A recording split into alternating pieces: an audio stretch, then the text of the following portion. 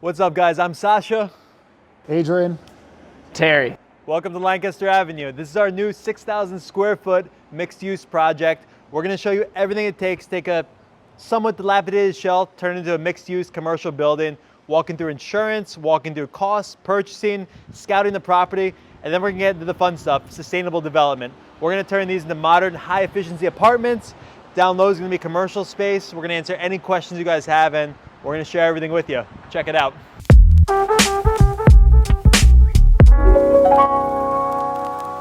So this is commercial. It was zoned as, I think at one point this was a hairdresser's studio. It was vacant when we purchased the building. Green Building Network is one of the investors in this project. We're invested in making sure this building's done properly and lasts and is durable and is well built and has really happy tenants and really happy commercial tenants. So it's kind of cool. It's like the first step we have into developing. Do you want to go up or do you want to go down from here? Let's go down. Let's go down. Let's go down. Yeah, so we're down underneath that commercial space you just looked at.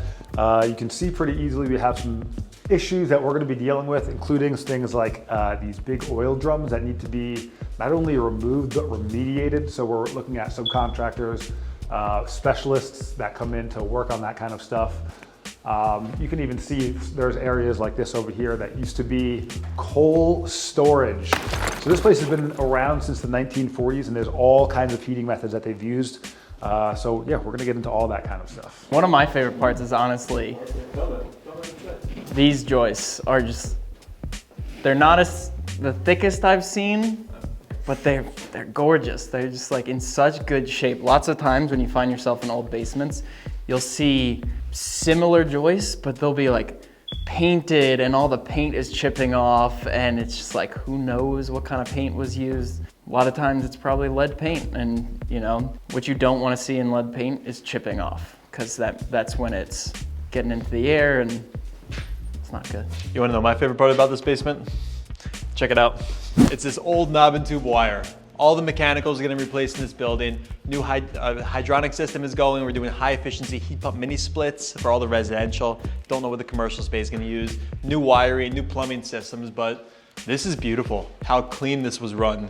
And it's amazing to think that in 1940, or I'm assuming that's when they ran the wire, you know, someone actually drilled all these holes through. They routed around the steel beam.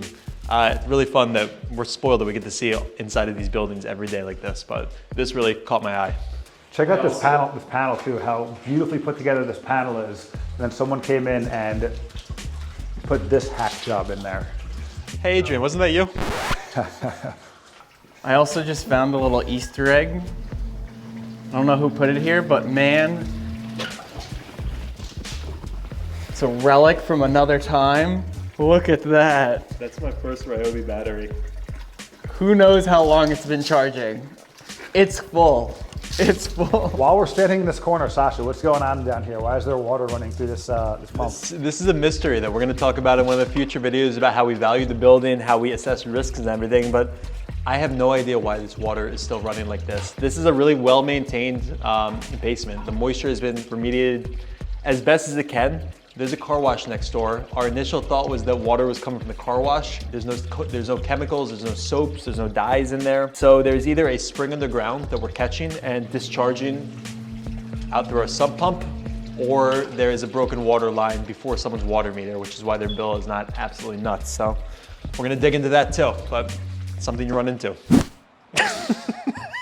So a lot of what this space has turned into in the last year or so is us storing miscellaneous leftover materials, leftover appliances that we don't have the heart to throw away. It's been a long time doing paperwork, getting ready, prepping, so we're kind of capitalizing on one space. Our shop is actually in the basement of one of these units, which is pretty awesome because it's a massive shop for us. But what did this used to be before it was? This was a real estate office, and there was an accountant and a realtor that were here, and it was really overwhelming. It's one of those places that you go and there's like files stacked to here, there's errant papers everywhere. The guy was really reputable, but it gave me such, the Italian words agita, so much anxiety. Oh, check this out actually. Check out this ceiling height. So clearly this side is not nearly as nice as the other side, but that's before we do anything to it. I think this place has a lot of potential. You can see the lights, the wires, and everything else. They did this so it was less space to heat. One thing I wanted to point out about the wiring here, This is 2 different electricians. The knob and tube down there was beautifully run. It was precise, it was measured. The wiring here is just a cluster, and that's why not electricians all charge the same amount of money. It's not a commodity. You're getting the work product from one electrician versus the work product another. They're drastically different. So that's why things cost more by quality contractors than not quality contractors. So Adrian was actually here overseeing the demo on this just because we're in a high traffic commercial corridor. So he was spotting down there, making sure pedestrians are clear. But yeah, I actually didn't see what was happening when it was up here. This used to be all big paneled glass windows in this area here. So we removed that. We have prices on what it would cost to replace that whole situation there. So Sasha had a great idea. I'm gonna put a railing here, have this be like a outdoor patio, front porch area, and treat this wall as if it's like the exterior. One of the biggest things you wanna look for when you're looking at real estate is curb appeal, and nothing says buy this place more than a big purple door. We actually got in trademark trouble because this is the exact color as Barney on Sesame Street. Cease and desist. Cease and desist. We are saving these doors, but this is actually... We saved these stairs? Yeah. Nice. So those stairs, we're gonna cut open underneath of them and reinforce and block them, and either retread them or refinish the treads. This is bigger than my bedroom when I was a kid. Okay, Harry Potter. So what do you think about this wallpaper, huh?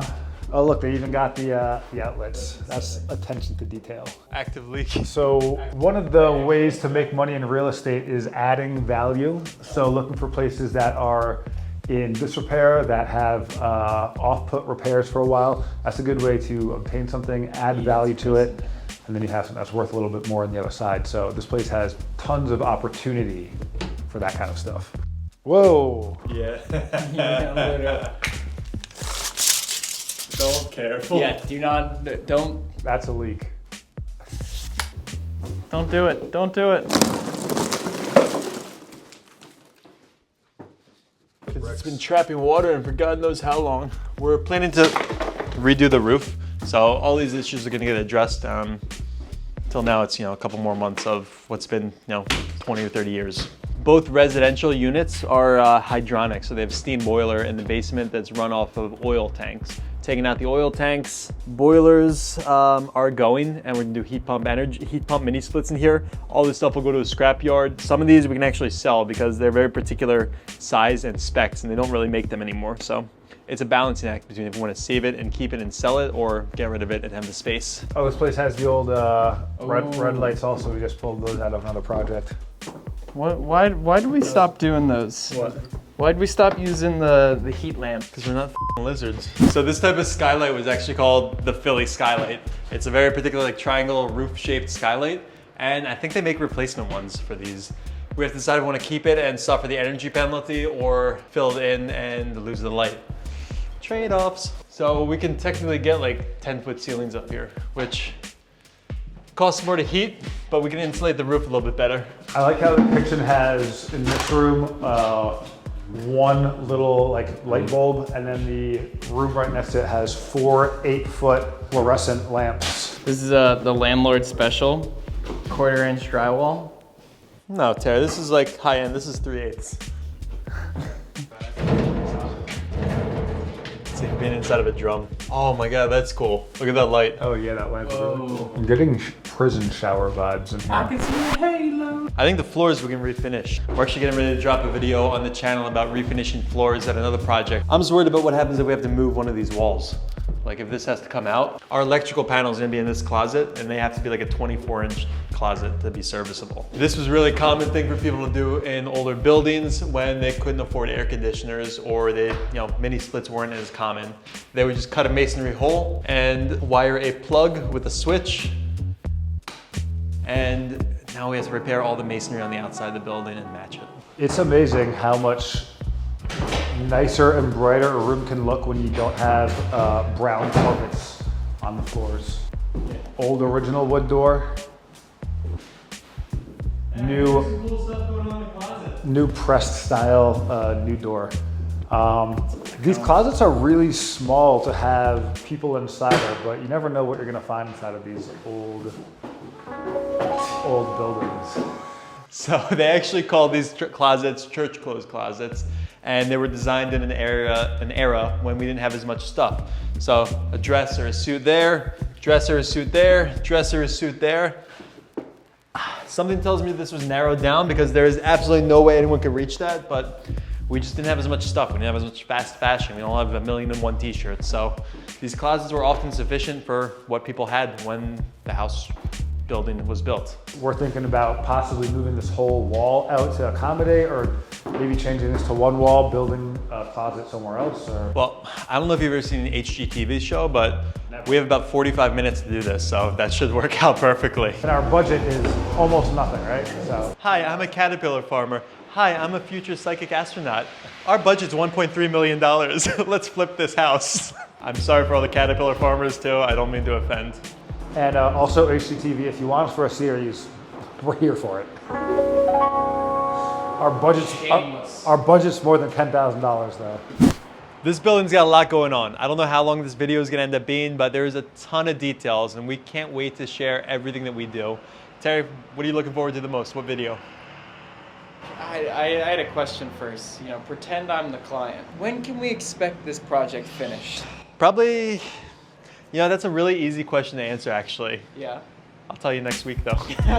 Honestly, I think I'm most looking forward to using as many reclaimed items in one of these residential units, just making it a hodgepodge of like gold handles in this room, silver handles in this room, matte black in the bathroom. What's the rule? Anything over 4 feet we can't throw away. So it's like in the purgatory of our storage locker. How about you, Adrian? What are you most excited? Originally, I really wanted to see these residential spaces come up and see what we can do with that space. But I think the one project I'm looking forward to the most might be opening up those walls between the two commercial spaces. I think it's going to make the whole space look completely different. I think the project's going to be fun. We're going to get the Kool-Aid man in here to bust through those walls. Oh yeah. And I think that whole project's going to be, it's going to be one of those ones where we're going to enjoy it while we're doing it. And it's going to be cool to show on TV. Usually it's not both of those things at once. Adrian's going to be enjoying it. I'm going to be like, in my pants. Adrian's going to come out like Zoolander coming out of the mines. Like, I want to kind of push the envelope for this is what, an apartment can be. Even though it's not for a homeowner, people that are renting the space deserve to have a comfortable, durable, good air quality. And I want to kind of normalize that a little bit. That's why we're doing what we do, right? Just, come home from work, summer day, not too hot out, grab a cold beverage, come out here, sit in your lawn chairs. Talk about a cold beverage. Take in all of Britain. Well, when Terry's old enough to drink, we'll go get a beer. That's it. We're done. Nothing. There's nothing else. We said it all.